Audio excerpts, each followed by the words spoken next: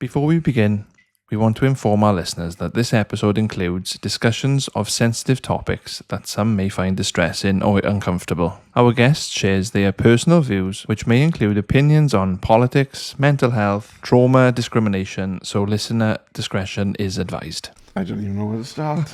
How do you start after a couple of months off? Say Sappenin to start, obviously. I was going to say Sappenin. Sappenin. Sappenin. Wrong podcast. Yeah, wrong podcast.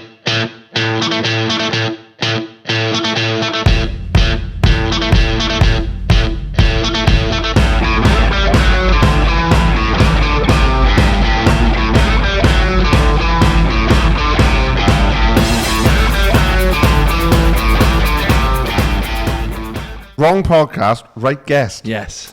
Welcome back. It's been a couple of months, it's been a while.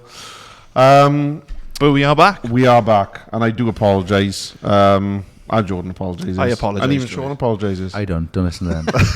That has taken a little bit longer than planned, but like all good things come to those who wait, which was the Guinness tagline. Yes. We'll wait for you to drive us beer. So obviously you notice we're a member down. And yeah, it's the case that obviously Josh has got some other commitments and isn't able to make it. No. So just addressing that straight off the bat. Yeah, obviously he's not invisible. He might have gone to Turkey and have his teeth whitened, his ear transplant, his cock lengthened. I don't know. It's Did you do that then? I don't know. His cock longened. That's very well said. Longened. Very, very well she. But yes, we just like to obviously thank Josh obviously for everything in the first series, and we hope to see him again at a later date. Yes. And his massive cock. His new Turkish cock.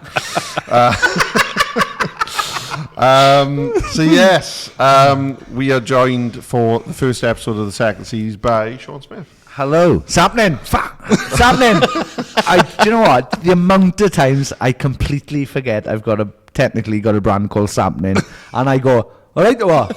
Oh, no, right, what? At all. Sappenin. Thank you for having me. You're very chuffed to welcome. be here. No problem, and thank you for coming on. You know, it was always a kind of aim of ours. Yeah, definitely. To have the third sexiest man as voted by the Kerrang readers in 2008. I think you find there was one year I came fifth sexiest female as well. Honest to God, there's a Kerrang, there's an episode, no they don't call them out, do they? There's a magazine of Kerrang where they call me an issue, that's it, yes, we got it in the end, Merthyr boys.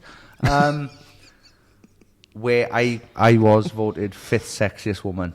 So if you weren't Tay Jardine from We Are the Uncrowned, Hayley Williams, Amy Lee from Evanescence, and the one girl I've forgotten, right? And you were a girl in rock, you should be so mad at Kerrang because I was sexier than you. So be better, girls. Be better. That's the takeaway. that is takeaway. Oh God. Obviously, we mentioned Kerrang. Yes. Kerrang was a big part of your life, yes, from a music point of view, because you are amongst your many talents. Yes. For those who don't know, you like a bit of music. I do like a bit of music, yeah. I've been... Sorry about the cheap Amazon. Oh, no, it's all right. We haven't even got these, so you are one up on us already. Yes, I started out as just an idiot from Merthyr, and then I was introduced to Limp Bizkit, and then I found out you could swear and shout at the same time and make money, and I was like, oh, that's for me then. And then I decided to become a shouter in a band, so I started a band called the Blackout right here in Merthyr, and the rest, as they say, is history. If you don't know the Blackout, don't bother checking it out. You won't like it. It will upset you. But we did do surprisingly well for 10 years for a band from Merthyr. I would say you did very well. Oh, absolutely. I may be a bit biased. You know, we were talking before. Jordan definitely hit record. That's That's one for the long time listeners. Yeah. But I've obviously got really fond memories of being kind of 14, 15 years of age, being just across the road because we're back in the Iron Dragon, and just across the road there was the mecca of Welsh music for quite a while, which was the Studio Bar, which was basically an old cinema that had been repurposed as a live music venue. Proper kind of spit and sawdust. Yeah. When you look back at it, it was rough and ready to say the least. It was rough and rough. Do you know what? I'll go as far as saying it was never ready. No, it was always rough. It wasn't. There was holes in the ceiling where there was leaking coming in from where the gig was. Ended up being upstairs. There was also when they put the bowling in. Yeah. And I remember the guy that ran it saying, "Oh, we've had a steal with these. We had them from Treco Bay." And I said, "Okay, cool." Oh, here we go. And then I looked at it, and they were letters off the keypad missing and numbers. Oh my and God. some of the lanes didn't have 10 pins. And he was like, "But he said, bargain." And I was like, "Well, you got to make the most of what you Isn't got." that Merthyr in a nutshell? It is. Let's try to do something, but we won't put 100% of effort into it. Yes, that's true. Was it after that the ice rink came in, or was it? No, it was after that because the ice rink was very short-lived. I don't even remember the ice rink. Yeah, the ice rink. Hopefully, I think I was on tour. I'd left by then. It's when they would have moved to upstairs. Oh, okay. Yeah. So when the gigs moved upstairs, they kind of converted downstairs into an ice rink, which was obviously going to work. But for a multi-purpose building, it did it all. Well, check this out. My grandfather in 1950. So I started shooting a documentary with a guy who wanted to eventually sell it to the BBC. Because my grandfather in 1953 was the manager of Castle Cinema, which the Studio Bar became. Yeah. We found out after. I'll start again. So basically, what happened was I was helping manage a band called Junior from Cardiff.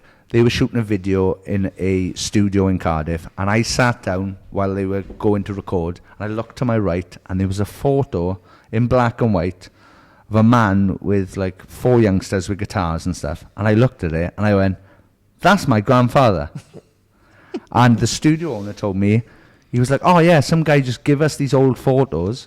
They're from a place called the Castle Cinema." I was like, "Yeah, I know, that's my grandfather." Again, I'll tell you, that's my grandfather. And so I started talking to this fella, and he's like, "This is crazy." And then I explained to him that. So it turned out in 1955, my grandfather put, I want to say it was Pink Floyd on in the Castle Cinema. Right. So like, it was either Pink Floyd, I can't believe I'm getting this wrong. It's either Pink Floyd or Led Zeppelin or like one of those massive, iconic bands, right? He put on in the cinema building. 50 years later, literally 50 years later, me and my friend Scott Evans put Hell is for Heroes on and 4 Foot Fingers on in RMs in Merthyr Tydfil. And then, so I was talking to this guy who owned the studio, and he was like, "That's a documentary." You don't even realise 50 years has gone by. You're doing the same, you're trying to bring rock to Merthyr, the exact same thing as your grandfather did. And so we started shooting a documentary about it. And then, so ITV or HTV, it probably was at the time. They were shooting a documentary on my grandfather outside the Red House. He said to the cameraman, "Oh, can you give me a minute?" And he kneeled down and he had a heart attack and died. The next day, the front of the Castle Cinema fell down. And it wasn't open again for another 5 years after that. So that's the story about the Studio Bar and the Castle Cinema. There you go, Jeff. Well, I never knew that. I didn't. Cyril John Smith, his name was. My grandfather, and it turns out he was the manager of that, and introduced rock, and like Elvis had just come in the States, and my grandfather was like, "Oh, we need a bit of that over here." And then it's probably fair to say then it's in the blood, it's in the somehow, genes. yeah. It's somehow in the gene, and these genes are very tight. You know, because that, and I'm not sure if you've ever seen that website, that setlist.fm. Have you ever been on that? And, you know, you type in Merthyr Tydfil and you see, and you think, Oh, I've never done that. I've never typed in Merthyr Tydfil. You know, the Faces, you know. I tell you who put them on. Finn Lizzy playing basically in you know, the old Argos. Yeah. Back when there was Tiffany's and they had the and dollars. Yeah.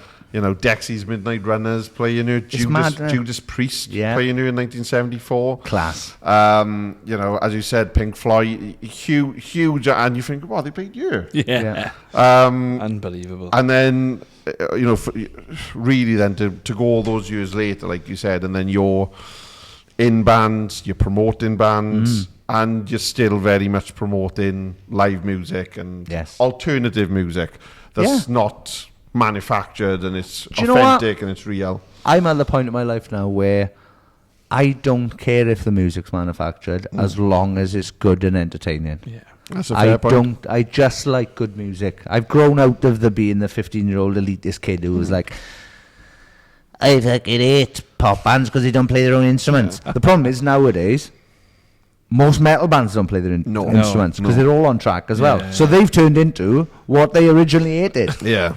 So I've got to the point where I was like, I quite like a couple of Justin Bieber songs. Do you know what I mean? Like, it's not like, I remember back in the day, people, you know, were adamant he was the devil. But yeah, like, it just wanted to bring music to Merthyr, just entertainment. Well, yeah, and you know, and I think for, you know, and I know it sounds like a bit of a fanboy moment, but I think anyone that would have seen you, in that initial run, which, as you said, was a great run. You know, for a bunch of boys, unbelievable, from Merthyr who, from your own admission, started a band out of just pure boredom, and kind of needed something to do. You know, what you delivered was entertainment. You know, like I at that point I hadn't seen a band with two male singers, and I remember the first time that I'd seen you when it was in the studio bar, and kind of you had Gavin there, and he was singing very well, and then there was just this kind of like frenetic blonde ball of energy. Hello. But it was, you were a band that every time that you watched you could play the same songs over and over and over again, but you'd never got bored of it. Yeah. Because you delivered. And you know, at that point, you felt like, do you know what, I've had a good night and I've had my money's worth. And that's all you want, I believe, from any live music. Yeah, that's one of the best compliments I've ever had. Thank you very much. No problem. Well, I mean it. No, I like it. I like the idea of, because that's it. It's like, we can play. If you come to watch the Blackout play and we're on tour, every show is completely different. Like, in between songs, I am so ADHD ridden that I couldn't possibly do the same bits every night in between songs. So every night is a mixture of good songs, our opinion, and slight, you get a free bit of stand-up comedy as well during it, because I cannot keep my mouth shut. And that's the thing. That's the good thing about a concert like that. And it's not, you've got your set list, but you don't go from like a song to song and then you talk to the audience. Well, some bands do, like, some bands literally have on their set list banter with crowd about, and then say whatever. And then my brother, who does, he does merchandise for loads of bands, he tour manages a load of bands. He was telling me he saw one band do a sound check and they needed the full hour and a half to do a sound check because they had to run through exactly their set, and including, bear in mind, there was nobody in the venue at the time, including the sections where you went up and high-fived individuals in the crowd. It's crowd work. And I was like, to me, that's insane. Yeah. You can't do your job. No. You shouldn't be like. You shouldn't be. You know, but like I went back at the tail end of last year to the Scala, which I at a personal level I really, really hope something happens. It's got to. And the Scala, which is for all those who don't live in Merthyr or know of it, it's a local venue with a lot of history, but it was more recently turned into a live events venue, and it was an absolutely perfect space for all different types of music and comedy events and plays and all sorts. But I'd been to see Florence Black. Nice. Because I think, you know, the Florence Black boys are great, and they've got a sound where they sound as if they've been around for years, and they've got a maturity about their music which I think is way beyond their years. Which is a shame, because actually in their lives they have the least maturity I've ever met among 3 people in a band. But I remember being there, and you guys had played, and I think you were either playing just before them, weren't you? Have you played just before him, or was it just after him? I think we played just before him. And I was at the bar, and the lady working behind the bar said, "Oh, we had another band in there the other night." I said, "Oh, I said, I did see." He said, "The Blackout." Yeah, I'd never heard of them. I said, "Oh," I said, I remember them years ago type thing, and it was that kind of an aging thing. Yeah. And they got like those metal girders that go along. And I said, it's a wonder. I said, the blonde bloke. I said, you weren't hanging off them. She said, well, funny enough, she said. He was. He doesn't miss an opportunity to hang off stuff. No, but it's, I think, you know, and it was great, you know, because we've got a WhatsApp group, and it's all the boys that were friends in school. And now we're all kind of married and we've got children, but we've still got this WhatsApp group, and this football and banter and all sorts. And when that announcement came last summer that the Blackout are back, it was as if we weren't 34, 35 years. Everyone was like, have you just seen this Blackout are back? Oh my God, when are they going to? And it was great, but I think that for me kind of shows the power of music, B, the power of performance, but also that you were doing something right at a really important time for people, because like we didn't have local bands, you know, the bands we listened to were all American, or they were so far out to reach, whereas we could like, I'm an Abercanet boy, I could literally walk up the Taft Trail, pay my £8, my £12, and I could come and watch a live rock show. I thought that was great, and like I said, not to totally fanboy and make this a Blackout love fest. There's not enough Blackout love fest. I genuinely want to like thank you and the other men, because it was a really important thing that you were doing, even though you may not have realised it at the time. No, thank you for being here. Like literally, we wouldn't have done it if nobody turned up. Like I remember our first ever show we ever did was in RM's, and everybody, nobody had ever sold out RM's. But it was the most people I'd ever seen in RMs who were there, and they were there genuinely to watch us fail. They weren't there like, let's have a good time. Yeah. They were there like, oh, let's see what this Chopsy prick's doing now, because it can't be any good, can it? And I was DJ. It was before I'd learned to scream or whatever, so I was DJing at the time as well in the band, and it was just a kind of a wild, it was like the Wild West almost. It was just like, we were just like, oh, let's just put a band together and have a bash. And then we just tried it, and we were like, oh, this is doing okay. And then we got bigger bands to kind of notice us.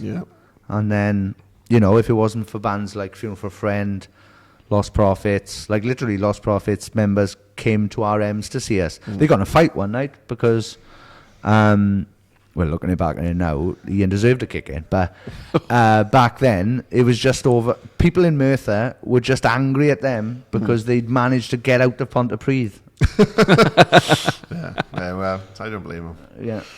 I don't blame. Like I would remember seeing like some of the Prophets boys in Nando's down in Nancarrow when it had first opened. And there were people like with mouthfuls of chicken going. I was like that though. Like I was literally such a fanboy of them. Like I fucking loved them. I went to see them play everywhere I could, and then I went to, there was a Kerrang Weekender one year that was in Minehead Butlins, right? And I went to that and I went there because Glass Joe were meant to be playing, who were one of my favourite bands of all time, but they pulled out because the singer had Crohn's disease and he had a big flare-up. And I'd seen Lost Prophets probably 10, 15 times by then. So after their show, I went to talk to Mike Lewis, who was the guitarist of Lost Prophets, and we just hit it off. We were both straight edge at the time, so we were making fun of this one drunk girl who'd lost her shoe. And she was like, "Hey, I'm drunk, boys. Do you want to be here?" And we were like, "Nah." And then I remember Mike saying the funny poetic line, "If you booze, you lose your shoes."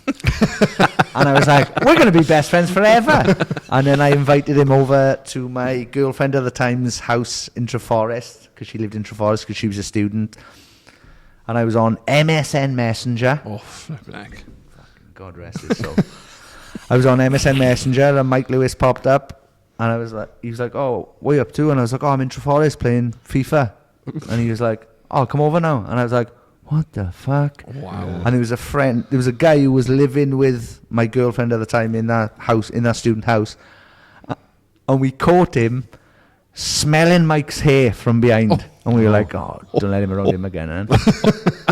But that was the start of like our relationship with Lost Prophets. And then, yeah, if it wasn't for them, we genuinely, honest to God, we wouldn't be now having this conversation if Lost Prophets never existed. Because how kind of impactful then was kind of seeing Lost Prophets have a real genuine go to America? Yeah. At the point where you guys were at compared to where they were, was that then, well, if they can do it, who knows? Well, so basically what had happened is my first ever live gig I ever went to was Merthyr Stadium Stereophonics. Yeah. Right? So all we had, prior to Lost Prophets, all we had to look up to was Stereophonics, Manic Street Preachers. Yeah. But we were like, we all like screamier stuff though. And and this is a bit more indie and a bit more boy. Don't get me wrong, I fucking love Stereophonics to this day. Kelly Jones, do my podcast, please.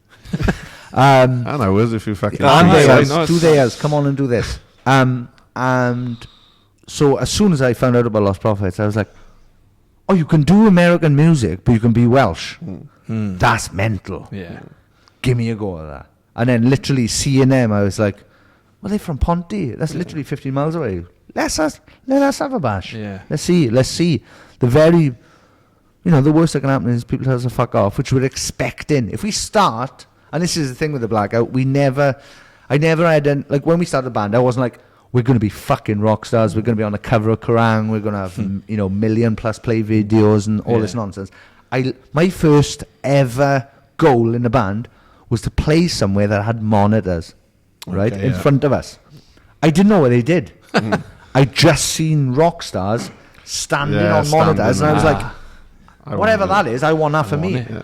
We played Tredegar Rugby Club, and that was the first time we ever had monitors, and I was like, "Boys, we got them. Here we go. We made it." So we went from up the Ironsides. Yeah, we were on the floor though, and the next one was like, "I'd love to play a stage," and then we played like a Rumney festival or something, and then eventually we got to play Cyfarthfa Park one year, and I climbed the PA stack, and the old man behind the desk said to me, "You will never play Cyfarthfa Park again as long as I live." And then 5 years later, we headlined Merthyr Rocks at Cyfarthfa Park. So I hope that fella died by then. Otherwise, he's a liar.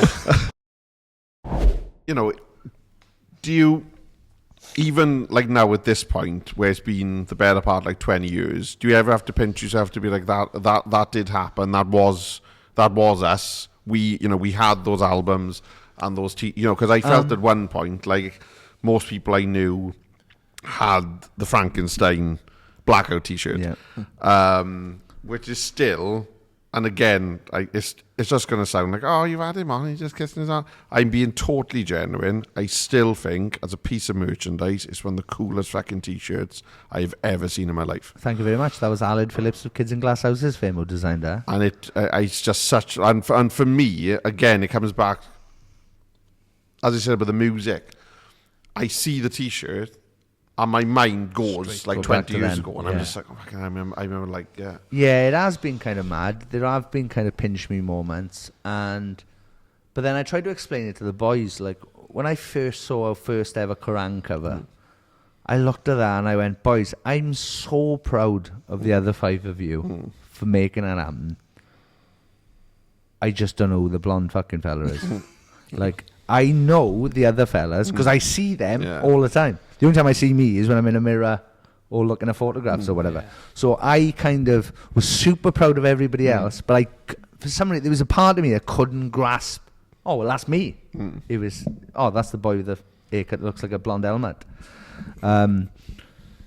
So yeah, there's been, to this day, I spoke to the bassist from Sum 41 the other day for my podcast, and I didn't realize, like, I was doing it from my mother's house, and I looked to my left and there's a cover of Kerrang that me and Gavin were on because we filled in for Sum 41. Sum 41 pulled out a UK tour and we ended up filling in, and then I was like, look at this is mad. And I was showing the fella from Sum 41, I was like, you pulled out, we filled in, this happened. And so to this day, it still blows my mind how we were allowed to do any of it, how we got away with it, how we're kind of still getting away with it. Yeah, because when that initial kind of run, then, as I keep referring to old wrestling term, we're both wrestling fans. Yes, we are. But that original run ended.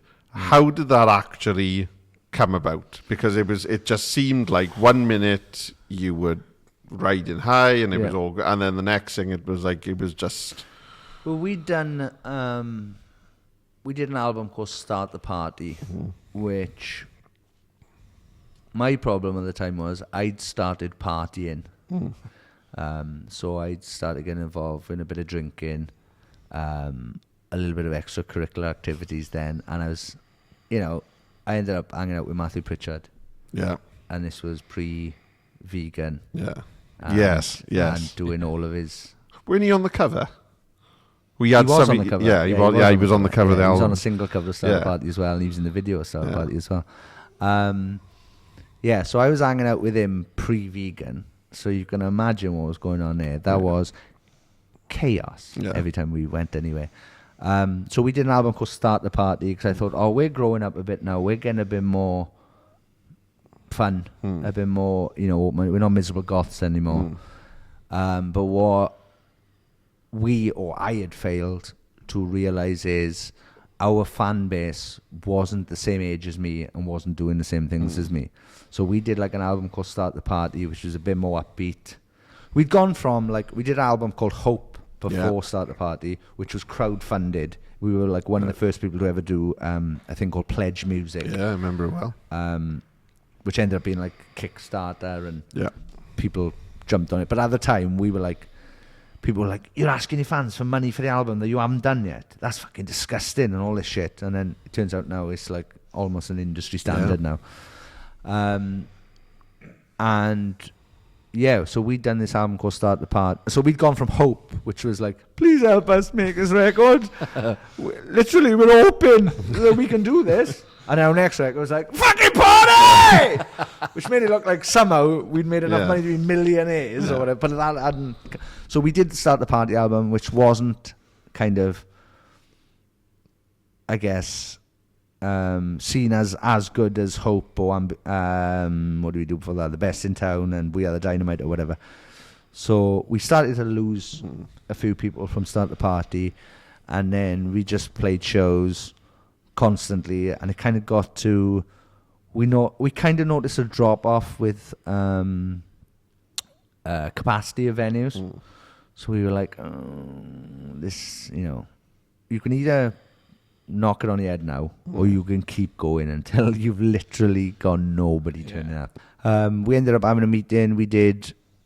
I think we did our video for Wolves in Bolton with a team called Sitcom Soldiers, who were amazing. They probably did like 5 or 6 of our videos.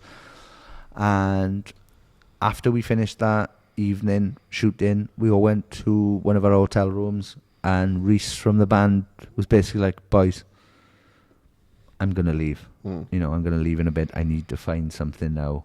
Now is the time. If I have to find something, now is the time to do it. So rather than carry on and find somebody else, we all kind of agreed. They all kind of agreed. Tell you what, let's not do this anymore. let's have a wind down. And then, so I think that was in like an October, and then December the 1st, 2014, we announced we were splitting up. Yeah.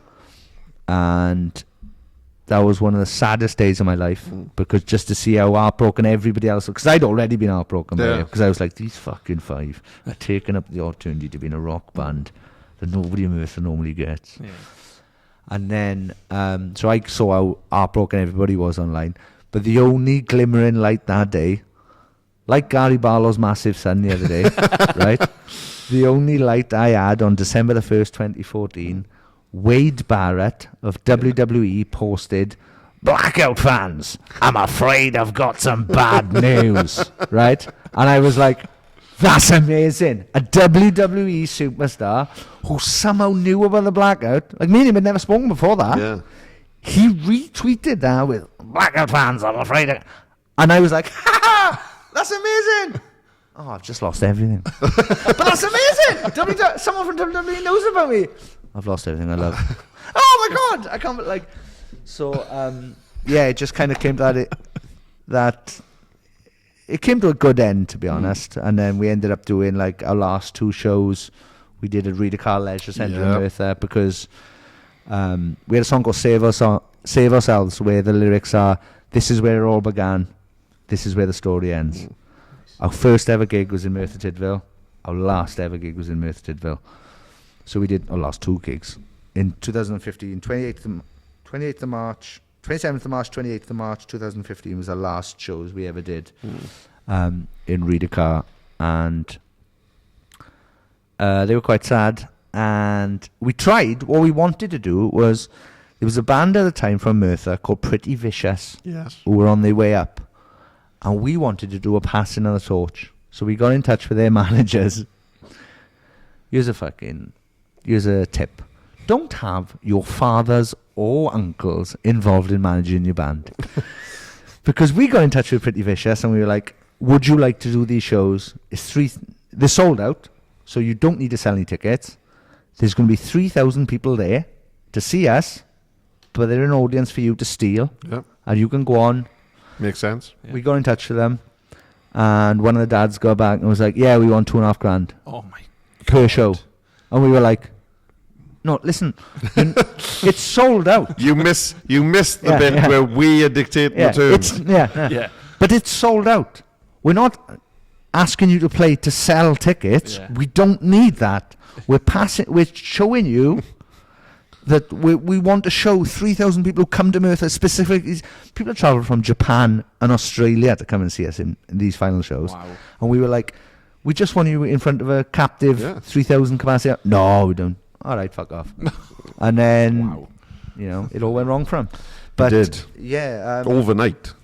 Almost overnight. Almost overnight. It was, it was one of those things again, but it just, 1 minute they were there and then the next they weren't. He might be a good guest for you if you can find Brad from Pretty Vicious, the singer from Pretty Vicious, because at one point Zane Lowe called him the voice of his generation.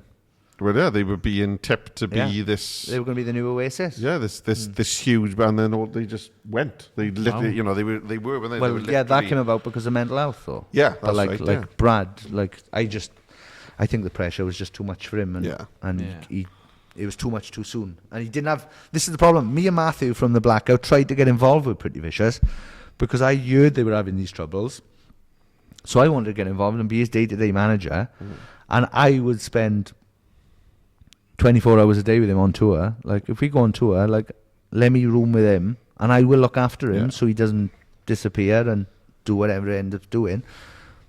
But they just thought that we were coming in to try and steal him away. And we were like, no, I've been through this. I've been through exactly the same things as Brad have. I've come home from tour and all of my friends have got regular jobs, so nobody can hang out. And then you're lost because you've just been on, say, 6 months tour with your best friends in the world. We were hanging out all day. If you wanted a beer, you could have a beer. Yeah. If you wanted to do drugs, you could find drugs on the road. That's how it is. You get home, everybody I know is fucking working.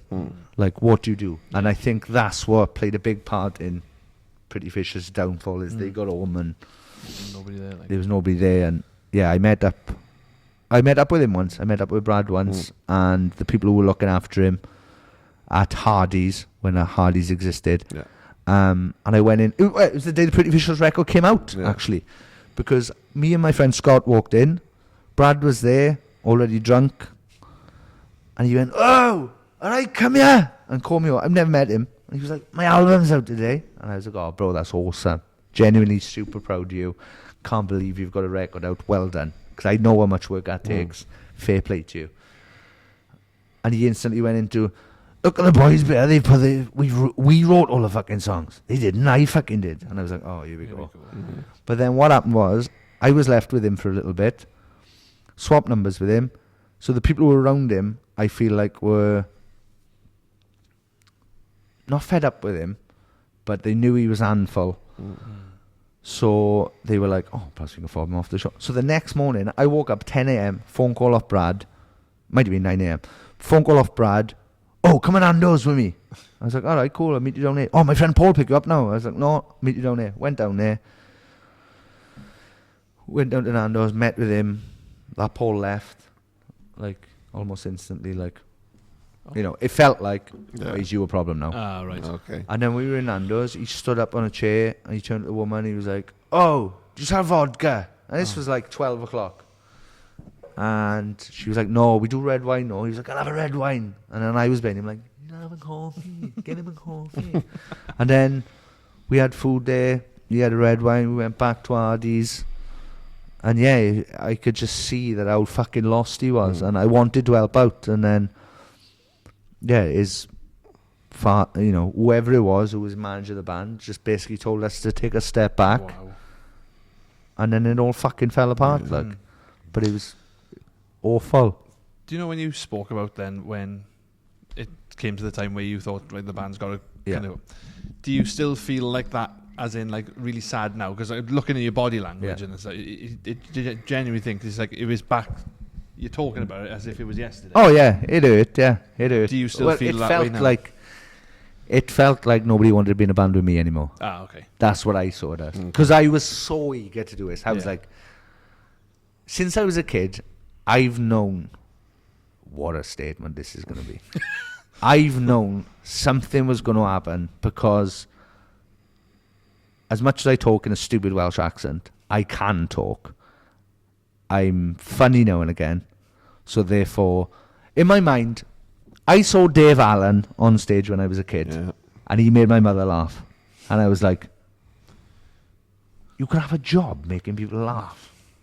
So that was it. So from being 6 or whatever, I was like, I want to be on stage and do this thing. So when we did this band and I could see it was, coming to an end or failing or whatever, when they didn't want to be in a band, I felt like this was like, oh, they just don't want to be in a band with me anymore. Right. So I took it as like, oh, it's me. I'm the fucking me. I'm the problem. It's me. As Taylor Swift sang after I wrote those lyrics. Yeah, no, it was a very personal thing, and I was so lost after it finally ended. Like after March 28th, 2015, I was like, well, I've just spent like the best part of 12 years being shown from the Blackout, and now I'm shown from Merthyr. Like, what goes on here? Yeah. So I went into a bit of a depression. I got lost, and there was. So a week before December the 1st, when Wade Barrett posted, I'm afraid I got some bad news. I reached out to everybody in businesses that I knew where I could possibly have a foot in or I might be good at. So I reached out to someone who a week before we announced, we were doing a Radio Wales acoustic set for somebody, right?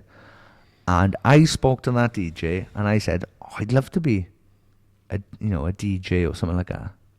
And they said to me, you'd be amazing at it. So I said, is there any way I can just come down, learn the ropes via you?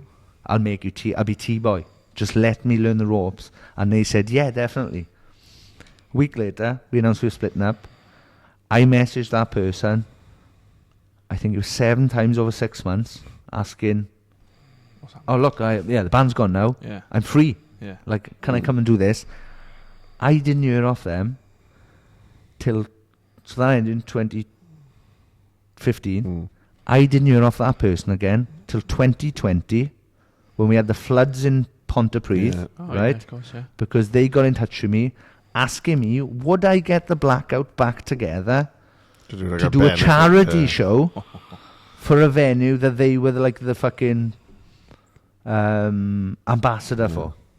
So what I've done, February 2025, I've got to save it on my phone. I'm going to text, right. So I sent loads of texts to this person, emails, saying any chance I could please get involved with this. I need to make a move now. I want to get a new career going. Of course. So they got back to me 2020 saying, oh, sorry I missed your message, but your podcast is doing very well now. Have you seen the floods that happened in Club Bont? Is there any chance you still speak to the Blackout boys? Could you get them back together to do a charity show so we could raise money for Club Bont, right? I have now saved in my phone for February 2025. To reply. I'm going to reply to them with no. I might go, I'm sorry I missed the text. I'm sorry I missed the no. message. Because the amount of people I went to after the Blackout ended, that person especially, I also went to a promoter who I know we made upwards of 100 grand for.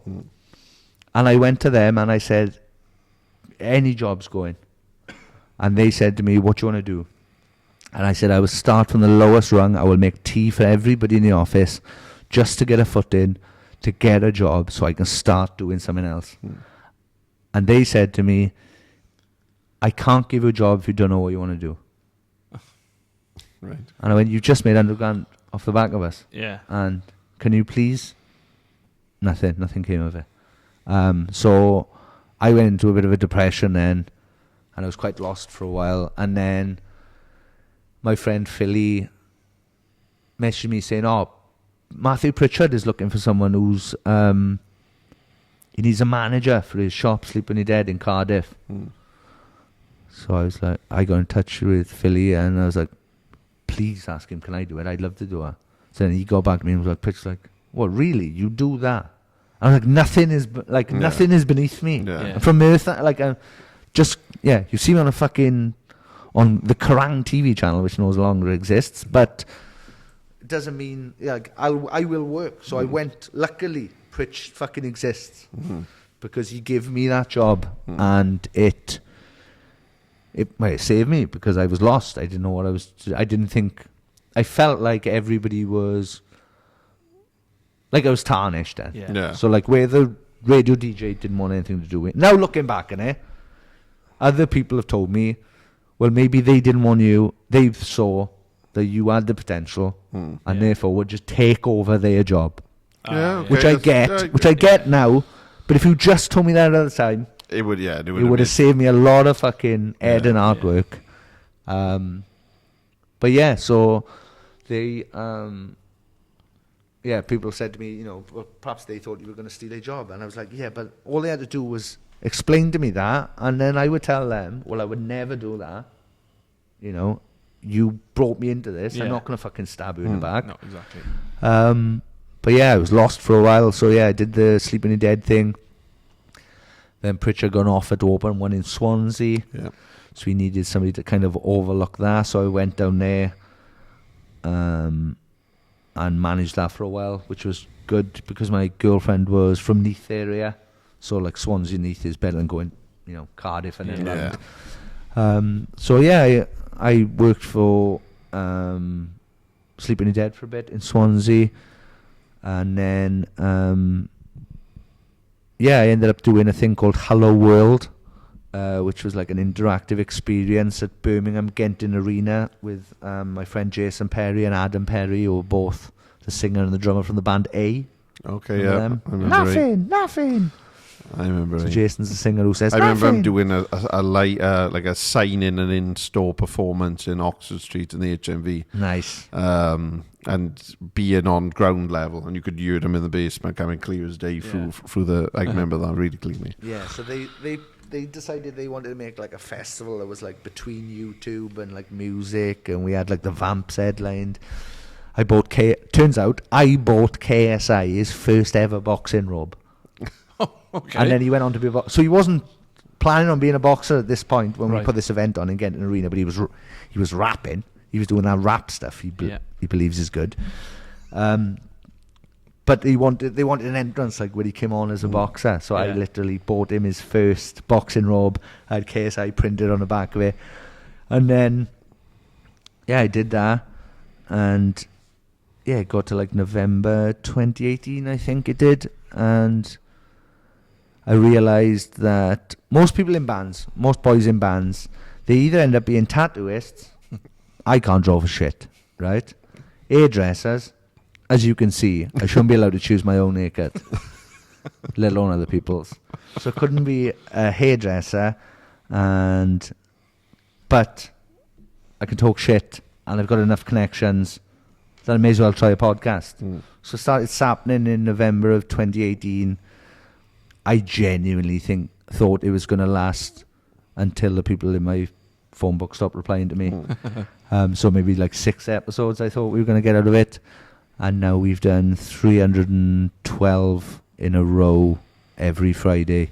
Wow. Yeah, which is so here we are impressive now. stuff. Very impressive stuff. You know, and when you look at, you know, and especially a music fan and a rock fan or whatever, and a wrestling fan, you know, but you look over some of the names, I was and I was talking to you about it earlier, and you know, you got, you know, Sully Erna from Godsmack. Nice. You got, you know, you managed to get some of the WWE guys at Clash the Castle. You spoke to Brian Danielson / Daniel Bryan, whatever you want to call him. At Wembley. My first ever time at Wembley, and I went and interviewed him at Wembley. You know, you've done, you know, Busted. The Busted guys. Trixie Mattel. You know, but it's those kind of people that you almost, I think, could you have believed when you were starting that I'll end up interviewing them, I'll end up having a chat with them? Do you know what? Yes. Yeah. I know I sound like a dick. I But wouldn't know. my thing is, I realised early on with bands, right? As soon as my band started doing well, I realised early on, we're all twats. We're all twats trying to do the same thing. Like, nobody here is better. Like, you could be him fucking... I stopped Lars Ulrich walking once, right? Just to put him in his place so he could fucking realise that sometimes he's going to get stopped walking. Yes. Because he had security in front of him. He had security behind him. So I made a fucking beeline across when his front security had gone. So, like, basically, I'll tell a story real quickly. In Australia, my friend Scott Evans came with us, doing a festival called Soundwave, Metallica headlining. Lars Ulrich decided he wanted to go to catering, so of course it takes 4 bodyguards to take a bad drummer to for food. So he'd gone in. Well, he's only small. Yeah, he is only small, but everybody loved him, so he was never going to get any fucking shit off anyone. But so I said to my friend Scott, I was like, watch this now. So I walked over to the other side. Scott's sitting on a little picnic table. We're outside the catering's here, picnic table's here. I've walked over here because there's like a barbecue and there's like meat left over or whatever. So I've gone over here. I've waited now. Lars Ulrich's security's come out. They've gone past. So I've walked over. I've stood right in the centre of where Lars is about to walk. I haven't looked. Lars is here. I haven't looked at Lars. I'm looking at Scott. And I go, oh! Do you want anything from a barbecue or what? And Scott's like, no, like nervous, because he can see Lars Ulrich is here, tamping. Do you want anything? What? I gave you sausage. Do you want a sausage? They haven't got buns, like, you know, just, I was milking it. And like, in the end, I was like, oh, right, bud. And then just walked out, like, just to make it prove a point. But yeah, that was it. Like, I realised early on, we're all just the same. Yeah. So I never put any limits on the podcast. Because, like you talk about Busted it. Like, I get it. To a lot of people, Busted are a massive deal. The Blackout did Charlie Simpson's first ever Fight Star tour after he left Busted. So on that tour, we turned up the first day. he had his own dressing room away from the band, which is absolutely fucking fine. Like, I get it. He'd come from busted, like, he'd just given up. He'd turned down £1 million to play Wembley Stadium to go and do his fucking new metal project. Like, it's mental, but fair play to him. So they asked us out. First date. We're in our dressing room in Plymouth. Was it Plymouth or Portsmouth? Portsmouth Pyramids. We're in our dressing room, get a knock on the door. Charlie Simpson walks in. And we're like, oh, Simpson, turn around and fuck off. You're in the wrong dressing room, bud. You got your own dressing room, now fuck off. What we then realised after that is, he's got like 3 people around him, just like constantly bothering him, or like, Mr. Simpson, like calling him. Because we had treated him like a normal fella, he was like, oh, I'm one of the boys. So he hung out with us every night on our tour. So now, I don't look at him. He's not Charlie from Busted to me. He's fucking Charlie. Fucking the big fella. Like, he's fucking huge. Like, he's just big Charlie. Like. So, yeah, I've always kind of tried my best to treat people as we're all equal. Because that time frame, I was at Download 2006. Yeah. I'd gone to go and see Metallica. It was my first time watching Metallica, and they did Master of Puppets in full and all the rest. But Fight Star were playing in one of the tents. Yeah. And I remember really clearly that he had maybe half hour, maybe 45 minutes tops, because he had that first album. Yeah. And they pelted the absolute shit out of him with bottles and anything that they could throw. Mental, like, and I can always remember thinking, he gonna go, the boy from Busted, he can't hack a metal crowd. And fair play, he went to the mic and he said, you can keep doing it, but I've got songs I got to play. And he just can't. And I never really got into Fight Star. I'll be honest, I never really listened, but I always respect it, because I was just like, you know what? He deserves a spot at the table, same as everyone else. He's giving it a go. Yeah. And now Busted have headlined a second stage at Download. Like, that's mad, isn't it? Which is imagine that 15 years ago. Well, people would have fucking. But they would have killed security to climb over to get to him. Yeah. Well, like I remember that same Download was where they'd had the riots after Axl Rose. Yeah. After the Guns N' Roses debacle, where he had played Hell and he was late going on stage, and which doesn't sound like Axl Rose at all. But I'd never been to a proper festival. Yeah.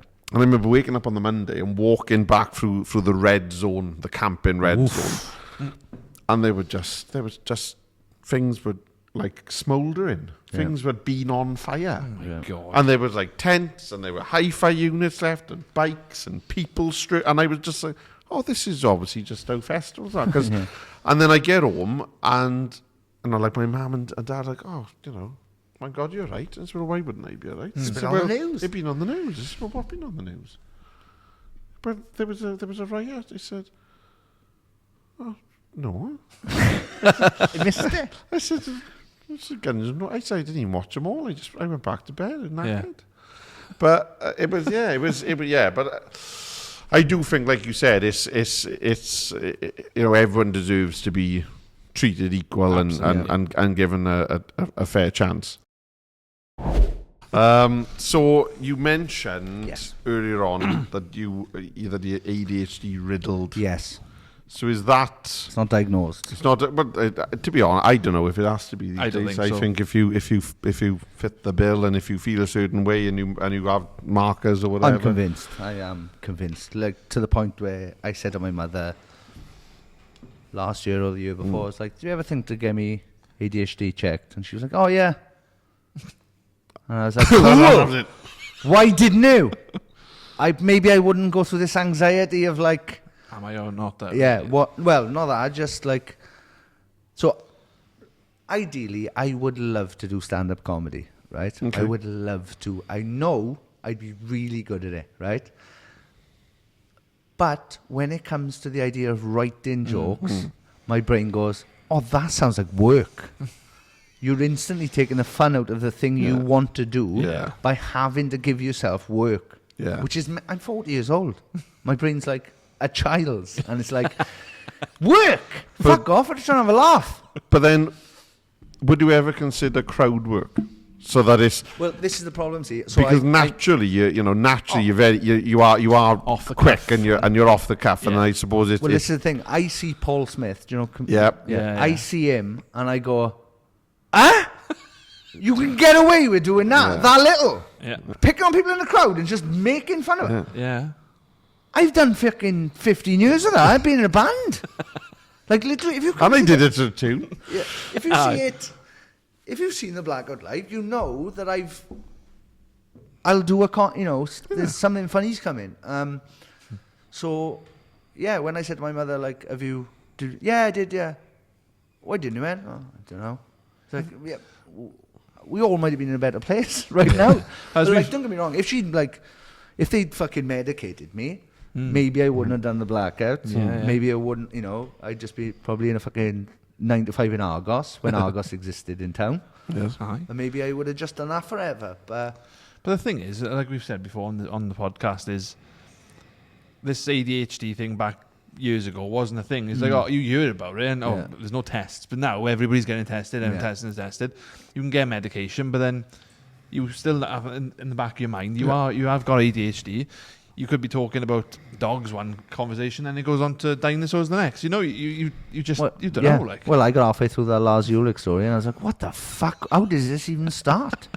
But then, the thing is I suppose like one of the like those markers, as I mentioned about it, is kind of having kind of larger than life plans. But many of the individuals that have ADHD are known for not following them through. Yeah. Whereas you're almost...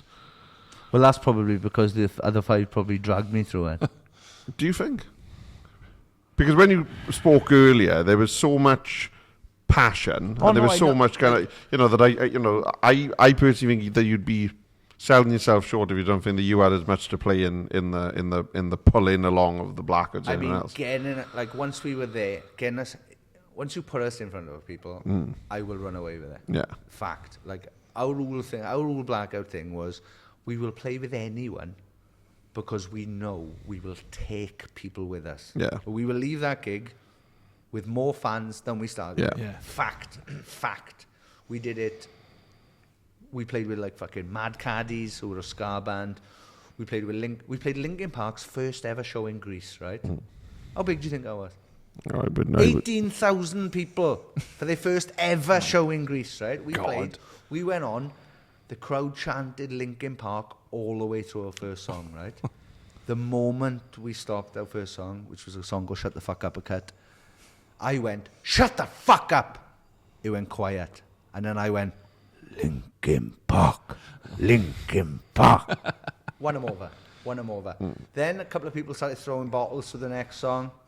That finished. I went, right, listen, if you're going to throw bottles, you got more chance of hitting one of us if you all throw them at the same time.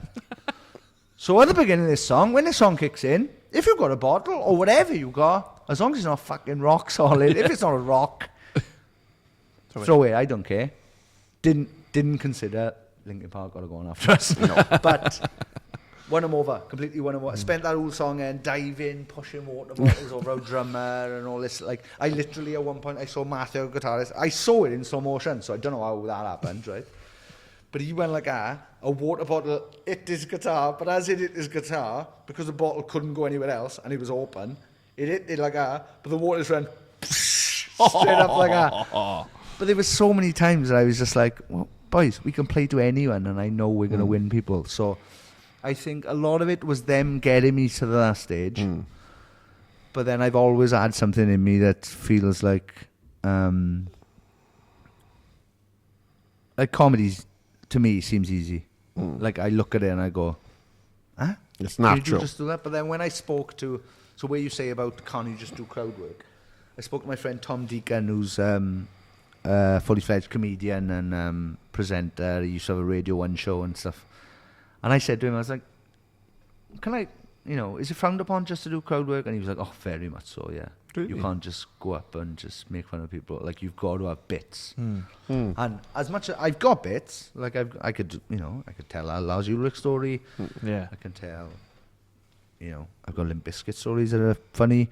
But yeah, I know I could tell a good story. It's just the thought of writing it down literally terrifies me, because then in my mind I go, well, this is a job now. Yeah. And then my mind goes, no, you don't want that. You want fun. Yeah. Which is mental.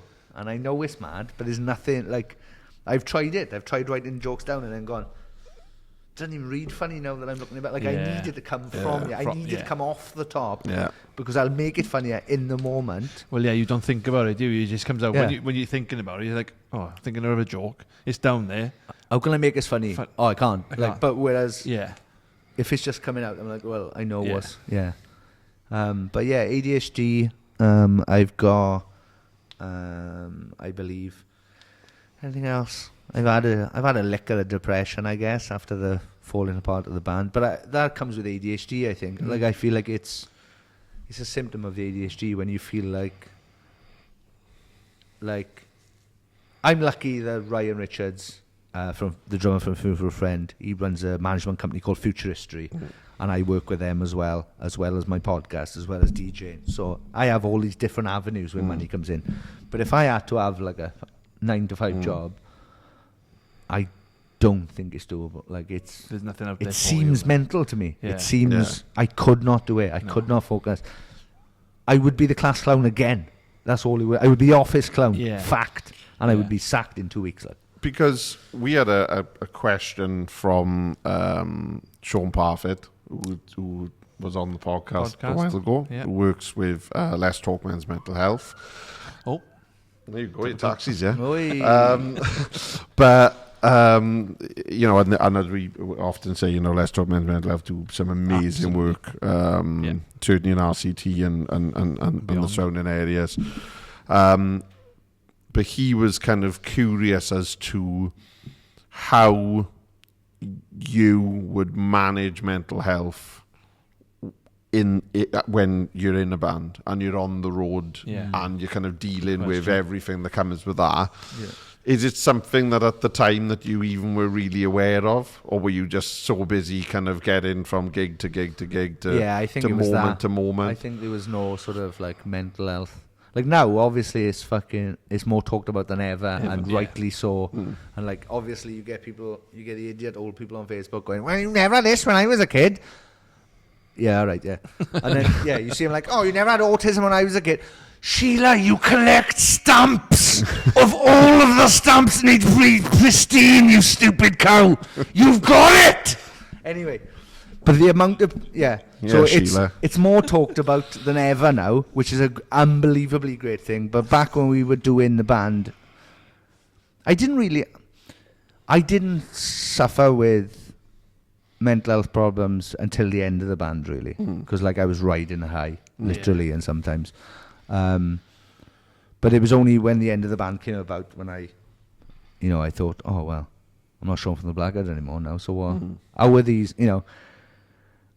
If I write a CV, it goes McDonald's when I was 16, Castle Bingo, disappeared for 13 years.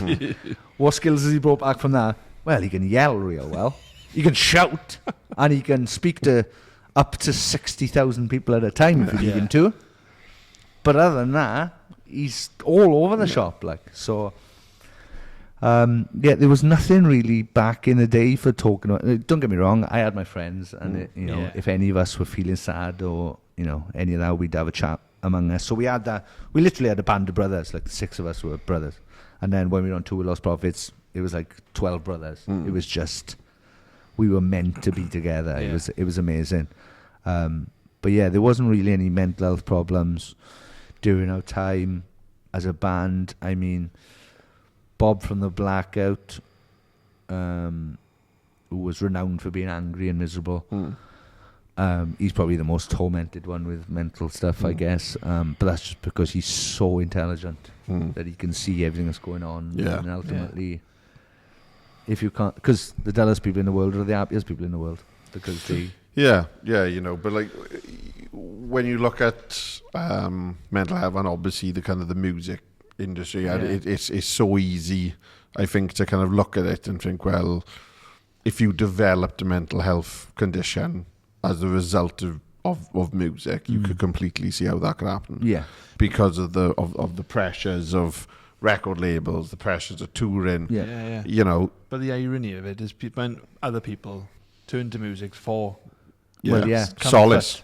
comfort, and then the person making the music is going through exactly the same person that, you know, as in, like, it's like you said, is juggling everything. Well, I think towards the end of our career in 2015, like just before that, the last couple of tours we did, we had noticed that we had fans who had mental health conditions. So we wrote a song called You're Not Alone, which goes, you know, you're not alone. We filmed it all at Merthyr Rocks, funnily enough, in Cyfarthfa Park, for the video of it. But we could see then that the kids who were coming to see us, they were probably 19, 20 or whatever, but they were coming to see us, and some of them had really bad mental health problems, and that was our first kind of seeing that in the flesh, I guess. Yeah. So yeah, we ended up kind of like almost becoming some of those people's like breath of fresh air from their mental health when they came to see us or whatever. Yeah. And that was amazing to us because, you know, despite Bob was probably going through mental health at the time, but, you know, the rest of us were just like, what? Whoa, we've helped you somehow. No way, I can't believe it. Like, but yeah, we could see it. We could see that it was becoming a more prominent thing, and did whatever we could to help.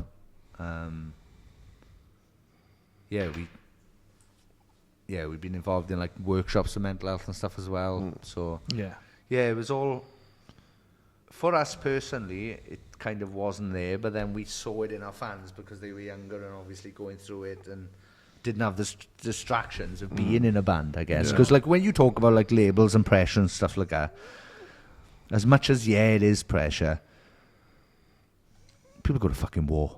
Yeah. Do you know what I mean? So we were just like, well, this is just part of it. We just got to do all these things. We have to do all these things to be a working band. Because we didn't, like, we had Lost Prophets and Film for Friend as, like, bigger brothers to, like, if I needed to know anything specific about the business, I could go to them and ask them.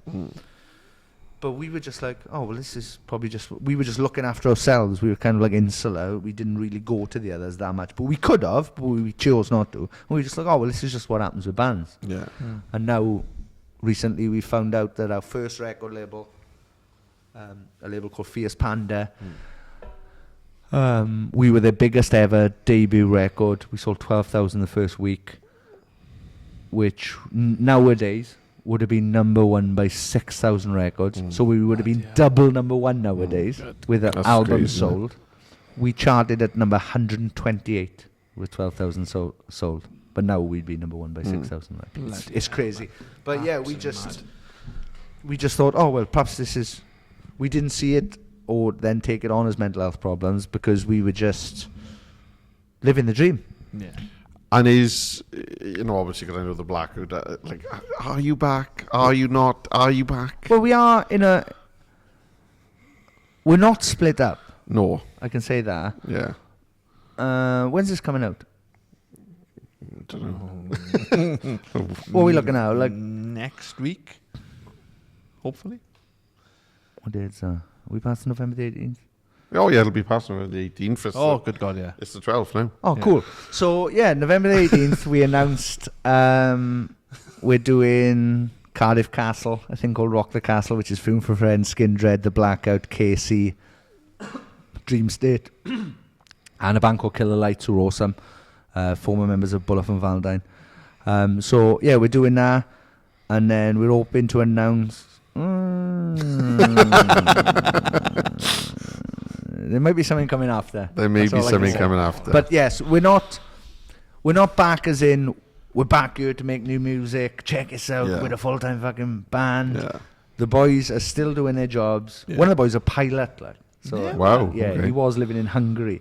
Wow. So it's a bit difficult for a quick commute to Music Box in Cardiff to practice. Well, if he's got a plane, then that's true.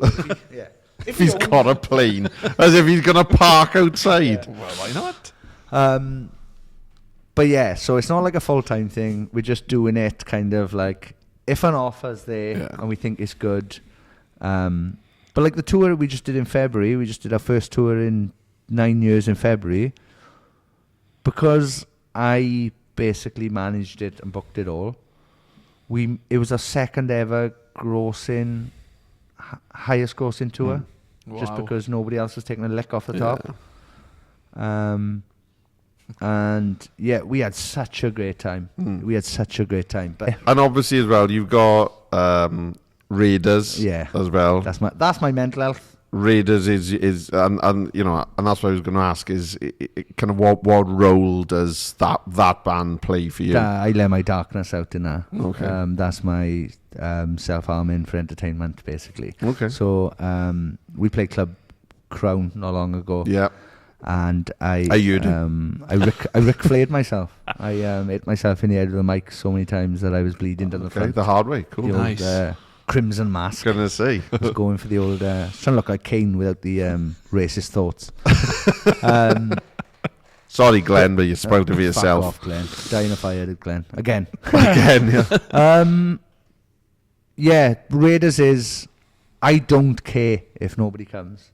I know for 40 minutes I'm going to release. Basically, all the Raiders songs are about. A lot of it's to do with how much I hate the right wing and or government. We are currently recording. We did have a song called "This Is How the Tory Ends," because in brackets one down. Because during COVID, I don't remember. If you remember, I'm going to say it's the smile on my face. A Tory MP got stabbed to death. I don't know if you remember that. I don't. David Amos, isn't it? But the sad thing was, number one, I don't believe you can be a nice Tory, but he was the nicest of the nice Tories. Okay. And it did turn out he was stabbed by a fella who was brown. So I was like, oh fuck, they're going to use this now as like ramp up the immigration fucking shit. Yeah. But yeah, so like a lot of the song, like this is how the Tory goes, one down. Yeah, it's just about my hatred for the right and the Tories and stuff. So that song is gonna morph into about reform, I guess, right now. Yeah. But yeah, it's more of it's a release for me, Bob, and our drummer Sticks. We all get to rock out and go mad. Our bassist Ryan, I don't know if he cares either way, to be honest. He's from Aberdeen. He's a lovely boy, but yeah, I don't think he cares either way which way the band goes. But yeah, it's just a tonic. Yeah, kind of an output, just for something to do, I guess, and it's great, and I love doing it, and you know, it's a bit more extreme than the Blackout. Like if you go see the Blackout, I'll be running about singing, jumping about, screaming, whereas Raiders is mainly a lot of shouting. I potentially beat myself up or throw myself about, or I'll harm myself in some way. But it's all an outlet of my frustration. And yeah, I basically started the band because our drummer, Sticks, he was in a band called Flailing Whale. I don't know if you remember them back in the day. They were from, I want to say Treorchy way, down our way. And they were like a proggy meets at the drive-in type band. And he just said to me one day, he was like, I'd love to live out my dream of being in a touring band and get a tour, because he never got to, like he played a couple of shows around South Wales with Flailing Whale, but you never get a tour. So we started this band off the back of both of our frustrations. I wasn't in the band at the time. I knew Bob had riffs, because he's constantly coming up with riffs. So I got in touch with Bob and I said, got this boy Sticks, who obviously plays drums. He's not going to play bass, but going Sticks, is he? And then we just started the band. So we're recording at the moment, hoping to do more next year, hopefully. But yeah, that's up to promoters, I guess. But yeah, but it's, you know, it's I personally think it's still great that you're still doing it. You're still out there doing it. You're still involved in so many different things, whether it is the Blackout or whether it's Raiders or whether it's, you know, Sappenin podcast. And I would implore anybody listening or watching this to go and check out Sappenin podcast, because it is proper fucking good stuff. Thank you. Check out episode 54. It's the one where I speak to Stu Richardson, the bassist from Lost Prophets, and it's the first time any of Lost Prophets have spoken about Lost Prophets since the cunt was jailed. And that is a very, very interesting one that I think... My whole thing with that podcast especially, and anything I do now, is I want the 5 of those boys in Lost Prophets who weren't Ian Watkins to have their names cleaned and be appreciated for what they did and what they've done for all of fucking UK music, not just South Wales. Bring Me Horizon owe a lot to Lost Prophets. They won't admit it now. They do. Film for Friend. Like, all of these bands that exist now owe stuff to Lost Prophets. And that podcast was the very, very least I could do to potentially wipe some shit off the Lost Prophets name, because the rest of the boys deserve the world. Like, because I'm sure didn't Stu have like a rehearsal space in Kilfynydd? Yeah. For the period, and I went and I used it, and he was there, and I remember, oh my god, it's Stu and look, because one of them things, you know, it's like when you was it Stu or was it the drummer Mike? I thought it was Stu, but I could be wrong. I think they both had things. But it's like the Gareth Bale Barnet. Yes. Like, you know he owns it, but you wouldn't expect to go in and see Gareth Bale sat there. But then when I went in, I was like, oh my god, this. But just so humble and whatever. But it was obviously it was a little bit before obviously everything came out. But like, you know, as someone who, as you said, kind of owed the Lost Prophets a kind of a debt of gratitude for opening doors. Yeah. As one of a band of brothers, as a touring partner, as a one-time friend. Not to dwell on it at all, but what does that time, because it all felt like it was some sort of, I don't know best to say it, but because I remember seeing it on the news. I saw it on BBC News, and I thought, oh, there must be some mistake, or maybe it's people wanting money. I bet it's people wanting money. Yeah. And then all of a sudden, you know, as it becomes quite apparent, oh no, it isn't people wanting money. This is far more like sinister. How does that impact? Certainly yourself. Well, I was I was more friendly with him than anybody else in the band as well. The problem, probably around 2010, we realised, and I think probably Lost Prophets knew this, that he'd gone a bit dark. Not as dark as he obviously went, but he'd started to get into heroin, maybe. So we all noticed he kind of had a drug problem, and then he got upset? He got upset because I knew where one of his girlfriends lived. Okay. So we went to pick this girl up one day. Me and him were DJing somewhere, and he went to pick her up. And I was like, oh, we're picking... I won't say her name, but the girl's name. He's like, oh, yeah, we are, yeah. And then, all right. I didn't know anything else about that then. But then she told me that he got really upset because I knew where she lived. So we had to be... Oops, sorry. That's all right. That's 9 o'clock. It is nearly 9 o'clock. It is 9 o'clock. So I guess he expected that we had sex or whatever, but wasn't the case. And so, yeah, after that event, like, he never really spoke to me again.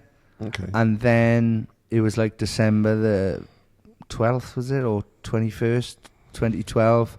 I woke up from a text from Reese from the Blackout saying, we used to call him Boyo. We used to call Watkins Boyo. He was like, oh, Boyo's in the news.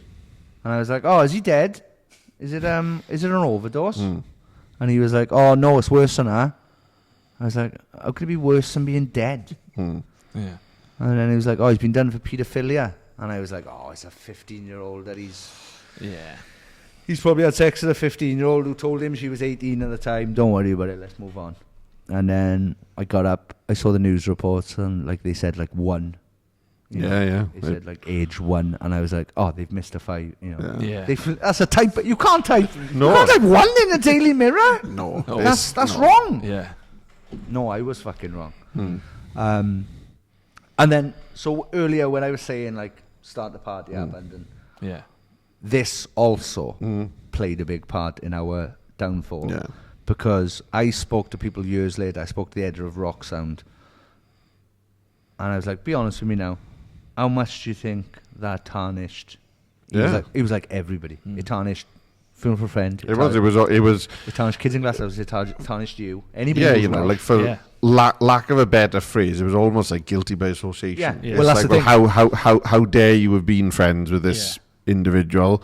Yeah. You and I think what's really unfair, and I remember hearing a lot of it, is they must have known. Oh, They must have known. Makes me fucking sick. How could you let it happen? How you must, and I was just like, even people that would spend a lot, you can't spend 24 hours with them. No. Yeah. No. And by you know, like you kind of stated now, but he had begun, certainly from what's been reported, he had begun to pull away from everybody. Well, he was. I think he felt like he was losing power, like the Lost Prophets. Because after Liberation Transmission, great album, they did The Betrayed, which was a bit dark. Yeah. And I felt like he felt like this was maybe gradually slowing down. Because like prior to us, I say falling out, I genuinely never fell out with him. Like he fell out with me because I knew where a girl lived. One of the last conversations we ever had was he was fucking upset because Jared Leto was coming into his world and taking what he was doing. And I was like, bro, there's plenty for everybody. Yeah. Don't worry about this. Anyway, it tarnished all of us. Like the Blackout, his friends who were promoters. Like you said, people were saying, oh, well, his band, you know, people were going, well, you must have known. And I was like, I'm not in his band. No. So I don't even see him that often. Like, I see him when he's, I used to see him when he was home for 2 weeks or whatever. And then for people to say his band knew, I was like, they didn't share a hotel. As soon as he goes back to the hotel, you have no idea what's going on there. Yeah. You literally have no, and none of them did. And I've talked to him. I've talked to Stu on my podcast. I've talked to Mike one-on-one since, and it's all the same thing. They were all fathers at the time. Yeah. If they had any fucking idea No, what he was doing, the quote from Mike is, "We would have dropped the boulder on him, and we would have made him 2D, because fuck him." Yeah. Stu said, "I would have turned him into a pink mist," and I was like, "That's perfect. Yeah. He deserves to be a pink mist." Also, I'd like to touch on, how do you take somebody hostage for 6 hours, stab them, and they don't die? No, that is, I will It say, sounds like he had a very close shave, Yeah. and I mean literally a shave. it's, you know, like like it used to be the joke, and if there was ever a nuclear apocalypse, then only two things would survive, and it's cockroaches and Keith Richards. But it seems like Might be he's that fucking cunt as well. somehow. But we got to hope, we got to live in hope, that justice will be served in its own Absolutely. unique way. Yeah. Hope is all we have. And yeah, like I said, and I do feel for obviously the other lads in the band, as well as every other, Yeah. because as you said, it was. Well, it's like Watkins' mother and stuff like that. I feel Yeah, sorry well, for. yeah. She just had like a liver or a kidney transplant just before this came out, and like nobody, like I've spoken to the Lost Prophets boys since, nobody has seen her since. Oh, never. So Oh, wow. like none of them have spoken to her. Yeah, it's Because she's still fucking the last I heard, she was still thinking he's innocent. well, yeah, because he's never really even shown Remorse. any inkling No, of, he hasn't. well, I probably shouldn't have done that. No, not at all. Well, he did. Well, on the run up to the trial, he brought T-shirts out because he had a brand called Made in Hell. That's right, yeah. Oh, that's a bit on the nose. You've admitted that. He brought a T-shirt out that said "Not Guilty." Oh, right. He literally had a T-shirt design that said "Not Guilty," Wow. and then to save the jury having to watch the videos, he pleaded guilty in the end. Yeah. Wow. But yeah, absolutely mental. But such a fucking great band. Like, that's the thing. It's heartbreaking because they were my literal heroes. My heroes. Perhaps this is why we're breaking it down. Yeah. Perhaps this is why I treat everybody as just normal people. Is Yeah. because I had my heroes, and then I got close to him, and then one of them let me down so fucking bad. Like, oh, Sean, he let you down, didn't he? Like, obviously, he did much worse crimes to other people. Yeah. But at the same time, he tarnished all of us. The same thing. And, like, lost kids in glass houses quit not long after. Yeah. We quit not long after. Film for a Friend knocked it on the head not long after. Because we were all tarnished with the... Well, you must have fucking known. Yeah. Yeah. We all would have fucking stabbed him to death, like, if we'd known. It's mental. Absolutely mad, but sorry to bring it down towards the end, boys. Very sorry about it's that. All right. No worries. We appreciate your honesty and throughout it all, you know. Yeah. So you got stuff coming up which everyone will look forward to, because we actually time travelled earlier, because you gave us information that is coming out in a few days' time. Yes. But it'll already have happened by the time you've read this. Yeah, so there's, you know, come along. Yeah, go definitely. on. Go and fucking see him rock out. And if you're sold out, just wait a little bit longer. That's all. It's definitely not hinting as strongly as he can there that there's something coming next. I may very well come along if I can get one of the Frankenstein t-shirts, because I can't fit in mine anymore. I don't know if we've got any left, to be honest. I can't fit in mine anymore. Wow. I don't really think I could fit in it back then, to be honest. Have you got an old one? Have you got an old one somewhere? Cause I don't. I feel terrible, right? But I went through this phase of clearing loads of shit out, and I'd had like Metallica t-shirts and Ozzy Osbourne and Motorhead tops, and I'm just like, they faded, and I can't fit in them, vintage. And they got to go. And now, like you said, it'd be like, I wish I kept them. Yeah. But yeah, so. Blackout are still going. Yes, the Raiders Blackout are very much still going. Yes, give us a follow at the Blackout on Twitter. I'm only going to call it Twitter forever now. At the Blackout Music on Instagram. We got a Facebook. Have a look at that up. The Blackout is the verified one. Check out Sappenin podcast. Check out Raiders as well. See, which just as everything. I got in shit for because I did a podcast called the Problematic Pub Podcast not long ago, and I forgot to mention Raiders. So people are up in arms about that. So yeah, check out my projects, but also you don't have to. Whatever, I don't mind. Sean, thank you very, very much. Thank you. Couldn't think of a better way to kick things off. I'm very happy to be back. Well, you could have had Sally Erna from Godsmack. We could have, and you're going to facilitate that, I'll whether you know it or not. And we'll sort Taylor Swift out too, so you can go with those lyrics with her. We'd like her, yeah. But yeah, we will see you soon. We've got quite a few people lined up. We have, thankfully. And again, season 2 is going to be as season 1 was, but hopefully with audio on. Nice. Yes. I did watch one earlier that sounded like it had an echo from. Oh yes, that'll be Mars. That'll be the one. Yeah, and you can watch that on YouTube or stream on Spotify and Apple Podcasts and everything else. But yeah, Sean, thank you very much. Thank you for having me. Cheers to the Iron Dragon for letting us use this. Yeah, it's awesome. It's lovely. like a weird. This place used to be a bank. I feel like it was a very banky vibe. No, it was the old waterboard building. So there you go. A little bit of Merthyr knowledge there. We see you soon. Thank you very much. Goodbye. Ta-la.